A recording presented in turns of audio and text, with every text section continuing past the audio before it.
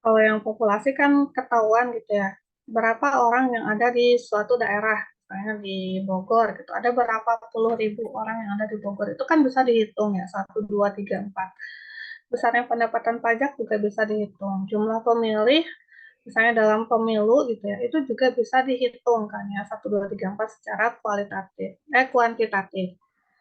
Kalau soft variabel itu contohnya seperti motivasi pegawai, kepercayaan masyarakat, reputasi pemimpin itu yang tidak bisa diukur secara kuantitatif, tidak bisa diukur secara 1, 2, 3, 4. Misalnya motivasi pegawai 4, kan maksudnya apa gitu ya?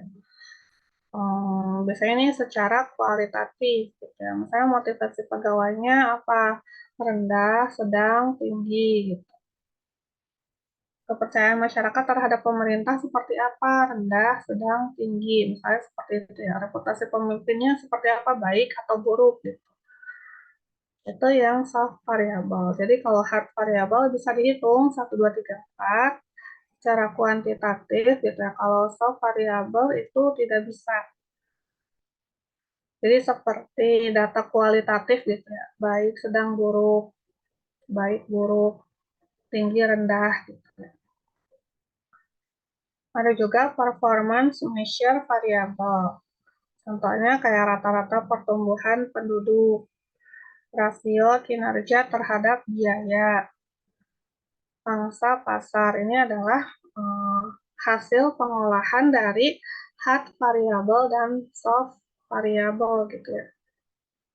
Jadi dari hard variable dan soft variable itu kita bisa buat variabel baru untuk mengukur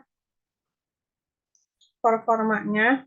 Misalnya rata-rata pertumbuhan penduduk dari tahun ke tahun itu kan dari populasi gitu kan.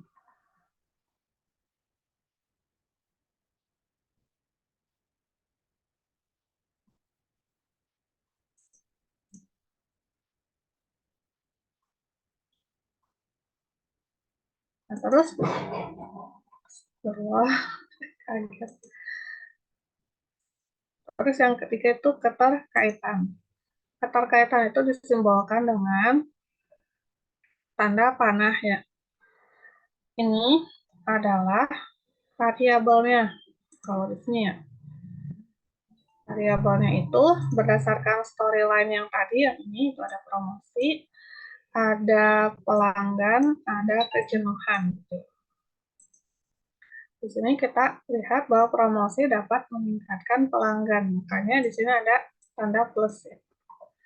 Pelanggan, makin banyak pelanggan berarti kita kan harus makin banyak melakukan promosi ya. Misalnya tadinya pelanggannya hanya di Kota Bogor, terus nambah nih pelanggan di Jakarta. Berarti kan kita nambah promosi yang tadinya di Bogor aja jadi di Jakarta juga gitu. Atau misalnya pelanggannya tadinya yang di TikTok aja gitu. Terus nambah nih mau ke IG gitu kan berarti nambah ya iklannya gitu yang tadinya di TikTok doang jadi di IG juga gitu. Nambah terus kalau promosinya makin naik maka kejenuhannya juga bertambah berdasarkan tadi ya storyline-nya.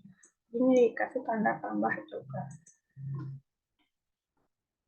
Keterkaitan itu yang mendeskripsikan bagaimana hubungan antar variabel gitu. Kalau misalnya variabel ini naik, apakah ini naik juga gitu? Kalau iya berarti plus. Kalau misalnya promosi naik, pelanggan turun, misalnya ya hubungannya keterbalikan. Jadi ini tandanya bukan plus tapi minus gitu ya. Kalau hubungannya sama-sama naik, misalnya promosi naik, pelanggan naik, berarti tandanya plus gitu.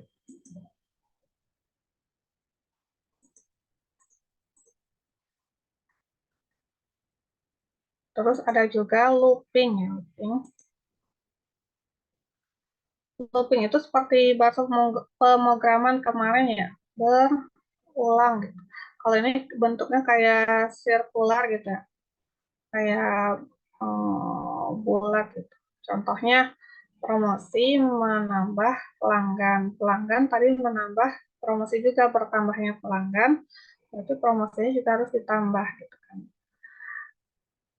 Kalau bertambahnya pelanggan, tadi kan menambah promosi. Tapi promosi kalau dilakukan berulang-ulang akan mengurangi pelanggan karena ada kejenuhan gitu di pelanggan. Promosi berulang itu contohnya ya ketika misalnya ketika nonton YouTube aja promosinya iklan itu lagi, misalnya iklan Shopee lagi, terus videonya itu lagi gitu kan menimbulkan kejenuhan gitu. Jadi bisa jadi mengurangi pelanggan. Yang disebut looping itu yang ini yang bagian ini.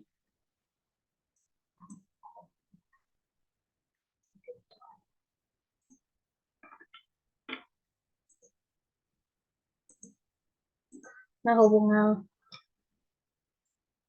plus minusnya lihat sebab akibatnya tadi.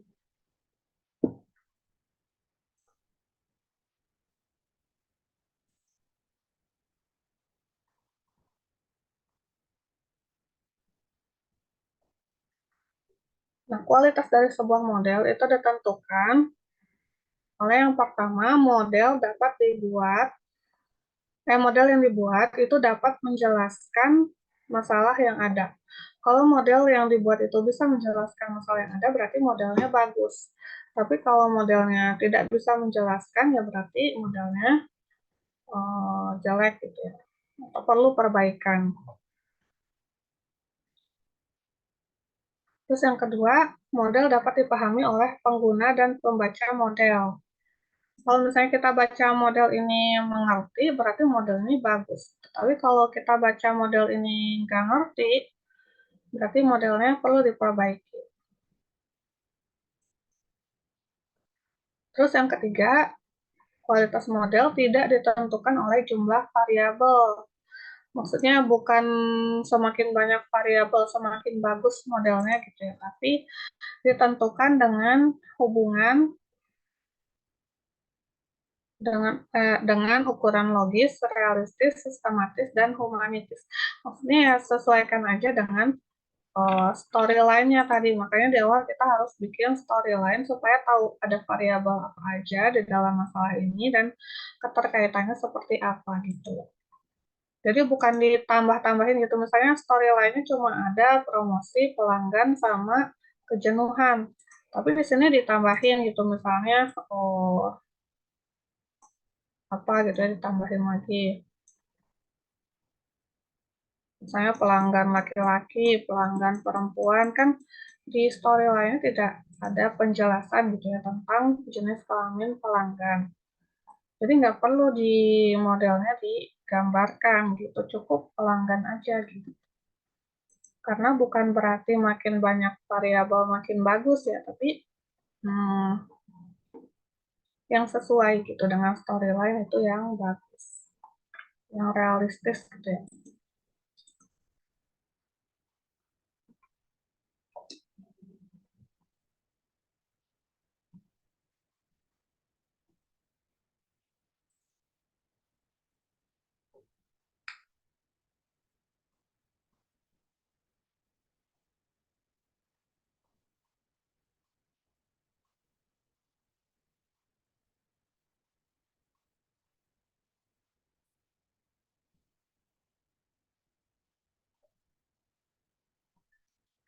Nah, lebih detail lagi, keterkaitan itu mengindikasikan suatu hubungan sebab akibat antara dua variabel yang ditunjukkan dengan tanda panah. Contohnya seperti tadi ya yang ini, atau bisa juga seperti ini.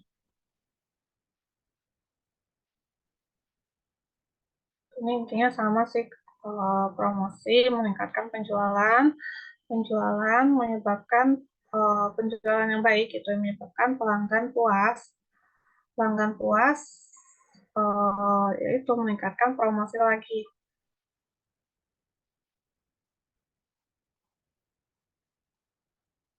Ya, kalau pelanggan puas kan pelanggannya bertambah, terus tadi ya harus nambah promosi juga menyesuaikan jumlah pelanggan.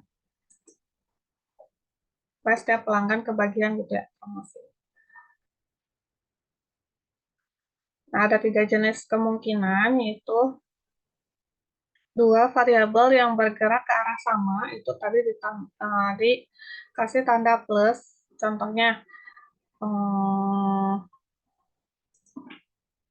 yang ini ya, promosi meningkatkan pelanggan. Kalau promosi ditambah, maka pelanggan bertambah. Itu kan searah ya, sama-sama naik, berarti plus. Kalau misalnya dalam satu kasus itu ya, promosi naik, pelanggan turun. Nah, itu berarti dikasih minus karena tidak searah gitu ya. Kalau misalnya promosi turun, pelanggan turun, misalnya kan ini searah ya, searah sama-sama turun. Jadi plus gitu ya. Jadi lihat arahnya gitu. Kalau bergerak ke arah berlawanan itu dikasih minus gitu ya, atau B min pakai tanda sirkular gini. Kalau dua variabel bergerak dalam arah yang sama atau berlawanan secara tidak langsung atau ada delay-nya itu diberi tanda garis miring atau seperti ini ya, seperti ini. Contohnya penjualan meningkatkan produksi mobil, penjualan naik, produksi mobil naik gitu ya. Kan itu tidak langsung ya, maksudnya penjualan itu penjualan naik itu nggak langsung meningkatkan produksi mobil kan, tapi dilihat lagi misalnya bahan baku yang tersedia gitu ya, sumber daya manusia yang tersedia, jadi nggak langsung mengakibatkan produksi mobil naik gitu, tapi ada delay-nya dulu. Itu tadi misalnya pengecekan sumber daya manusia sama bahan bakunya gitu ya. Atau misalnya oh, pertimbangan operasional yang lain ada di lainnya, maka dikasih tanda ini kotak gitu ya. Kalau di gambar kotak seperti ini atau dikasih tanda garis miring gitu. Misalnya ini penjualan, ini produksi, dikasih garis miring di sini atau kotak, jadi sama aja ya. Ini juga bisa plus, bisa R R plus gitu ya. Ya, sama aja. Teman-teman pilih yang mana boleh.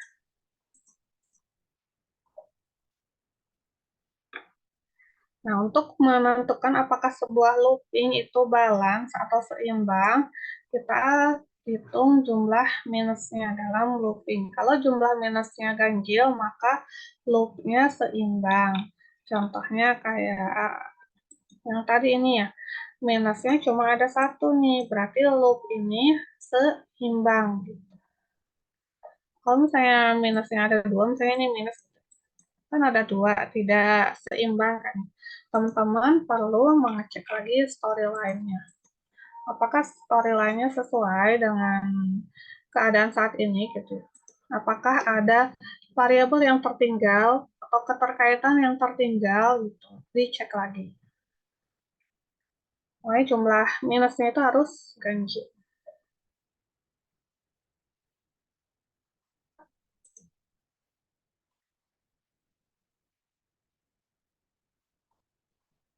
Nah, kalau misalnya dalam satu looping ini plus semua, ini plus gitu ya, ini plus. Ya, kita nggak perlu nulis plus plus plus di sebelah sini ya, tapi cukup digambarkan sirkular, terus di tengahnya dikasih lambang ini. Jadi nggak perlu ditulis masing-masing di sini ya, karena ini semuanya plus. Kalau semuanya minus ya sama ya misalnya ini minus 3. Berarti digambarkan melingkar gini, terus dikasih B minus.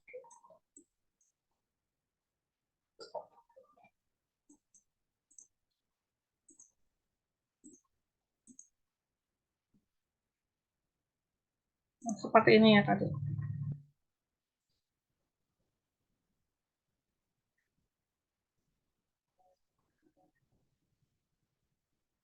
Nah, kalau suhunya naik,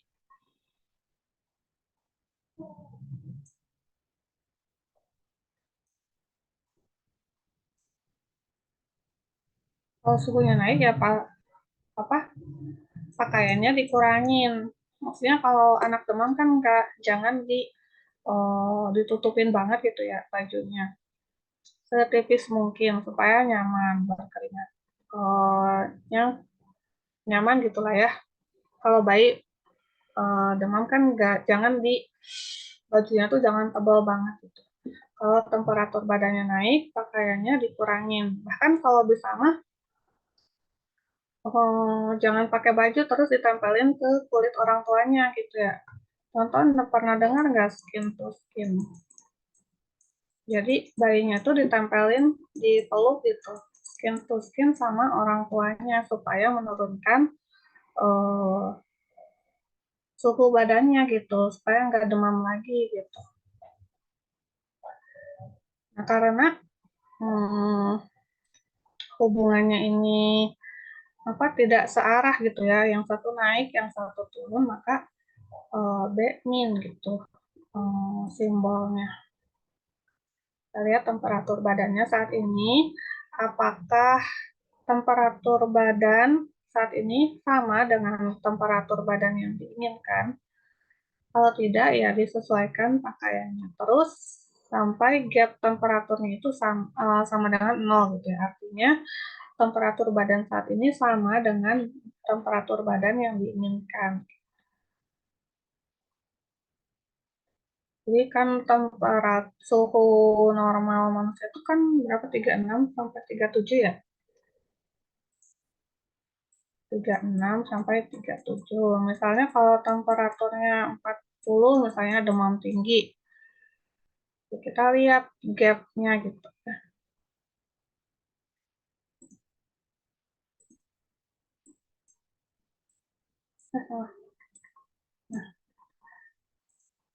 Gapnya gitu ya, 40 sama 36 berarti kan beda 4 derajat ya. Maka penyesuaian pakaian atau dikasih obat gitu ya. Terus, nah di sini juga ada pola perilaku ya. Ini macam-macam dari pola perilaku, ada yang eksponensial, ada yang goal seeking seperti tadi ya. Kita melakukan penyesuaian pakaian supaya temperatur badannya itu sesuai gitu ya.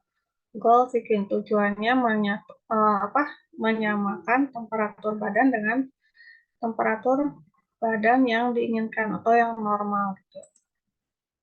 Terus ada yang berbentuk sigmoid, ada yang fluktuasi gitu ya, seperti ini. Nah, untuk karakteristik pola perilaku sistem itu kita tidak bisa, aku pengen yang eksponensial, aku pengen yang sigmoid, tapi lihat dari datanya ya. Dari datanya ketika diplotkan, apakah dia berbentuk eksponensial, apakah dia berbentuk sigmoid, gitu.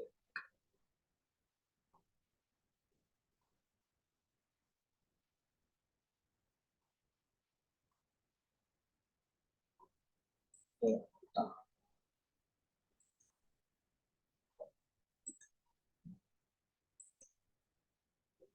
Apakah sampai sini ada yang mau ditanyakan?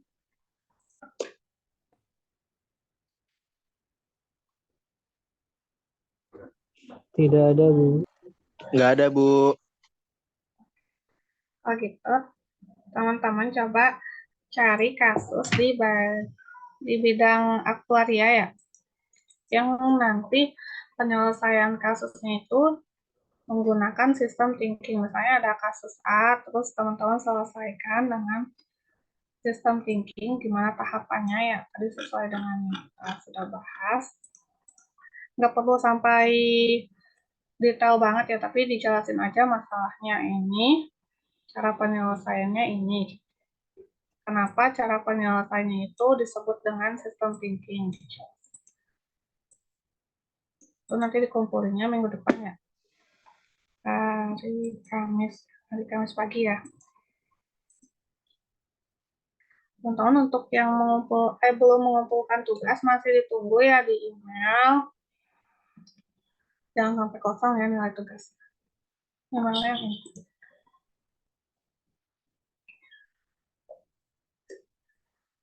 Oke. Oh, saya cukupkan aja ya untuk pertemuan hari ini. Teman-teman kalau ada yang mau ditanyakan lebih lanjut bisa WA aja. Terima kasih ya teman-teman atas perhatiannya. Assalamualaikum warahmatullahi wabarakatuh. Waalaikumsalam warahmatullahi wabarakatuh, Bu. Waalaikumsalam warahmatullahi wabarakatuh. Terima kasih, Bu.